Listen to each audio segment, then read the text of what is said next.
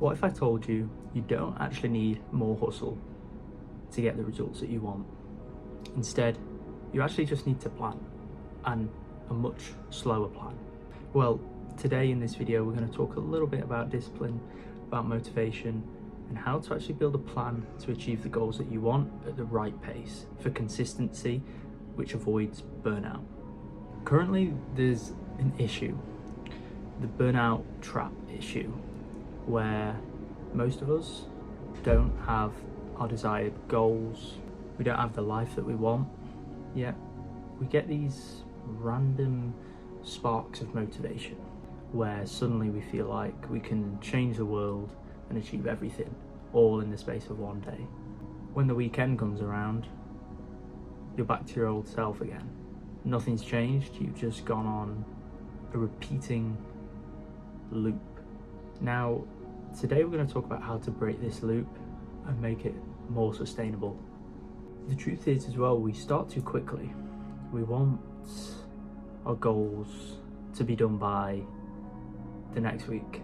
We want everything quickly. Within this day and age, we're so used to getting everything quickly that when it comes to our goals, we don't have enough patience, we don't have enough time to actually sit down and wait for it to come.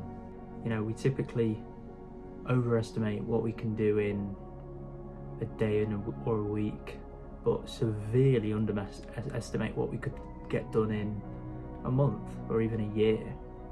And so that's kind of the first stage of the plan, is to start slowly and say to yourself, this time next month, would it be a success if all of a sudden now I'm working out once a week, if I'm eating one clean meal a day, if I'm meditating for 5 minutes a day? And if someone told you, oh, in a month's time, would you be happy with that?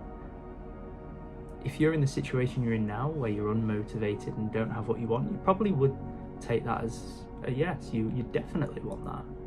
But before you start actually doing these habits, you have to decide what you want. You know, mainly in life, I like to categorize the main principles and cores of life into pillars of health, wealth, relationships, faith, and your career. These things are the main things that are going to take up your time in the day, and all of them require give and take. So even to start off with, I want you to write down what are the good habits and what are the bad habits that are associated with these pillars currently in your life. So for your health, you know, it could be that you don't exercise. It could be you typically eat ultra processed foods, or you eat junk food or takeaways. And build a list for each of these pillars. And all of a sudden, once you get it out of your head onto paper, you can start seeing it a hell of a lot better. Now, we're not going to be changing all of these instantly, okay? That just defeats the purpose of what we're trying to do. Maybe pick one of these pillars that means the most to you. If it's wealth, maybe poor, broke, living month to month, maybe that's what we want to focus on. So pick one thing and we can build up the others slowly, and then we can manage it over time in a much better way. You know, maybe through doing this and writing it down, you can start to see maybe areas where you're doing well currently, and maybe areas that you're neglecting. And that's a really important thing as well, because we want a nice overall balance to our life, right? We want to have a bit in each pot that overall combines to this great thing. So now we've done that and you've decided which of the pillars you'd like to focus on, we're going to make this as simple as possible. We need to break this down into the easiest, most straightforward habit or change that you can do every day. If you go from 0 to 100, you're going to burn out. We need to be increasing by 1.5 every day, not 0 to 100. So we want to break it down to its simplest form so that it can seamlessly fit into your life at the moment, and then over the course of a month, a year, we can build it up so it doesn't seem like it's a big change, but actually it is over a long period of time. So it could be you want to focus on learning, let's say, or you want to focus on your education. There's a certain topic that you want to improve on or read about or learn. Okay, let's start off with 5 minutes of reading a day, reading 10 pages, something easy, something that doesn't require effort. So we want these habits to be things that we almost don't think about, because when all of a sudden you have to think about, right, I need to meditate today, I need to go on a run, I need to journal, I need to do X, Y, Z, it all adds up a little bit too much and it gets a bit overwhelming, and that leads us to burning out and giving up. Pick one, start as small as you can, and if you say, I'm going to read 5 minutes every day, if you read 5 minutes a day over a year, think about how many books you could read just from that small change. But it adds up over time to make a big difference. Or in the case of maybe diet, let's say you eat 3 meals a day that aren't too healthy. Let's swap one of them out. Let's swap one meal out for a month, or even for a week. Okay? The next week, swap 2 of those meals out for healthier alternatives. And you're building up momentum slowly and slowly, and you gain reassurance in yourself that you can actually do this. And it becomes easier, because if you're, right, I've already swapped 1 meal out, 2, I can do 2. And once you've done 2, you get used to it, I can do 3, and then you stay there.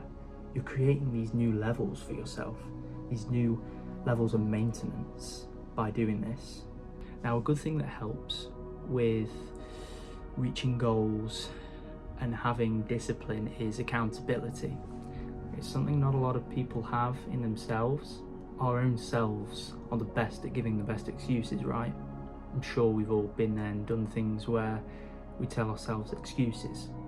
You know, instead of doing this by yourself, think about potentially having someone else to hold you accountable. I think that can really help sometimes if you don't have that belief in yourself. Maybe you can do it together. Maybe you can both try and improve your life, and then you can bounce off each other, show the good things, the bad things, what you're finding difficult. Accountability is a huge thing, and if you don't have that respect for yourself, you're not going to stay disciplined. But over enough time of proving to yourself that you can do these good habits, that respect and accountability starts to build. As well, a good thing is to maybe track your progress, right? If it's a journal entry every week. For me personally, I'm not a big fan of journaling every night. Don't really like it, but every week, maybe in a weekly review, is something a lot more sustainable. You've got to at the start work what's best for you, okay? Because if you've never done journaling before, all of a sudden writing for 10 minutes a day can get quite boring, tiring. You've got to think, oh, I have to sit down and think, and I have to do this because I said I'm going to do this. That's not what journaling's for. There's also a lot of trackers, habit trackers out there, which are quite nice, which give you a nice visual representation of how you're doing. But I think as well, a really good one is potentially just a whiteboard. Just get a whiteboard down and ticks, crosses in the days, and have it out in your room. Have it hung up on the wall or something so that you can see it every day. I think having something that you can see frequently helps, because it will reaffirm what you're trying to do and the goals that you're trying to achieve, instead of having maybe a spreadsheet that you check once a week. It's easy to ignore something like that versus a whiteboard. If you walk past it every day, you see, oh, I've actually not done what I said I'm going to do. But definitely having some kind of tracking system does help, because whilst you're going through the progress, once you're going up these steps, unless you are kind of recording what you're going through, you're not going to feel like you're changing, because every time you do and you improve, your new standard rises with you, right? And you need something to almost look back on and to show how much you've grown and progressed. And the truth is, really, with positive habits, they say 21 days to form a habit. So if you can stick to something for 21 days a month, something small, to begin with. Prove it to yourself that you can do this. Don't go over the top. Don't get random spurts of motivation from TikTok. Stick to something, and these things will compound. Over a day, it's not going to be anything. Over a week, you're getting there. Over a year, you're going to see massive, massive changes if you stick to it. Let it grow. Just show up. You know what you need to do. You've broken that goal, that one thing that you want to focus on, into its simplest form. You know, if you do that every day for a year, and you compare to where you are now to a year's time, guarantee there's going to be huge changes. Huge. You've just got to have trust in that. Having faith in that idea, trust the process, and know what you're doing will eventually come to fruition over the long run.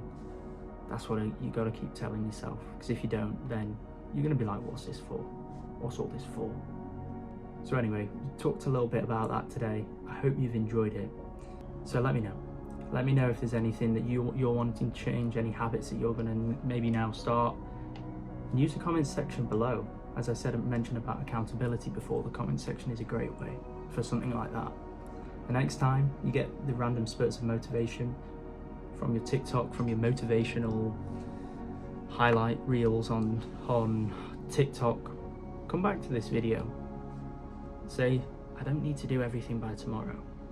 Let's just take it at a nice pace and see where we are in a month's time, in a year's time. Thank you for watching this video. I'm looking forward to hearing what you're going to get up to and how you're going to improve your life. I'll see you in the next one.